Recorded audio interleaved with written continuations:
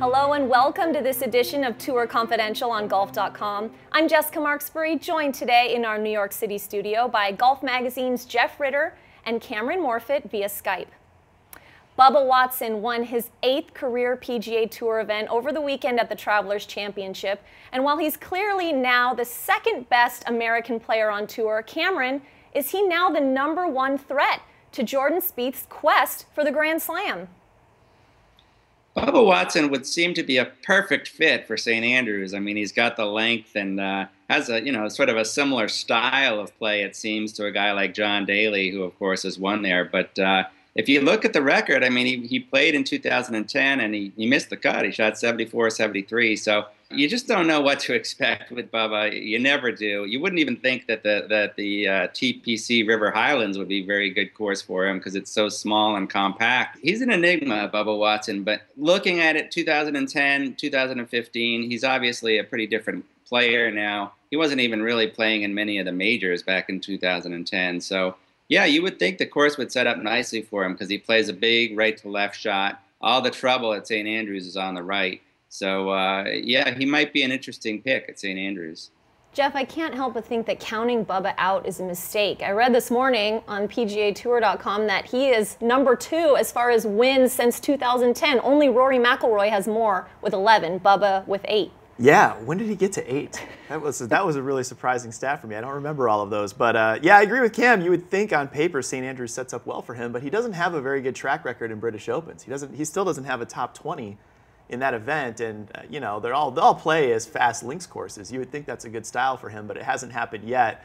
I think if we're looking at the top threat to Jordan Spieth, I would probably start with chalk and say it's Rory McIlroy in St. Andrews, followed by Scottish weather, followed by the ghost of Bobby Jones, or everything else that happens that makes this such a difficult, almost impossible feat. It's never happened in golf history. So there's a lot more than just Bubba that's going to be, in Jordan Spieth's path to history. But I would say Bubba is his biggest threat at Whistling Straits, should he get that far. But just to get through St. Andrews, I think Bubba's on the list, but I'd put a few other things ahead of him.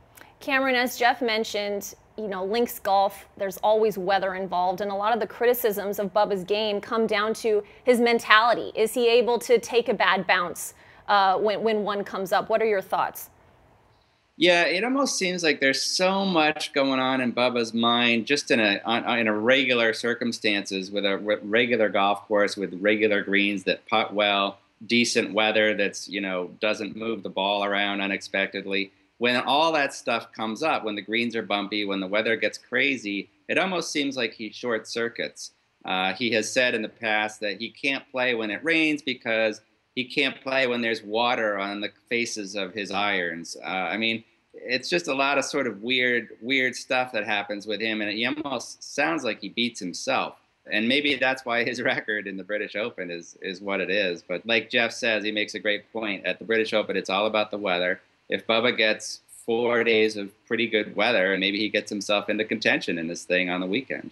Boy, but he says he can't play in the rain, and then it rains all weekend in Connecticut, and he goes out and wins. So he is an enigma, and he is one of those players. We talk about it with Sergio Garcia, too, a lot of his attitude is reflected in his play.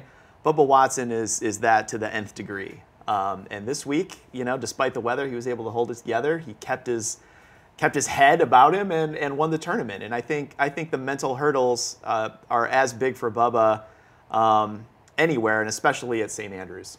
Well, certainly a lot of storylines to follow as we head into the British Open. Cameron and Jeff, thank you so much for your time and insight. And thank you all for joining us here on Tour Confidential on Golf.com. We'll see you right back here next week.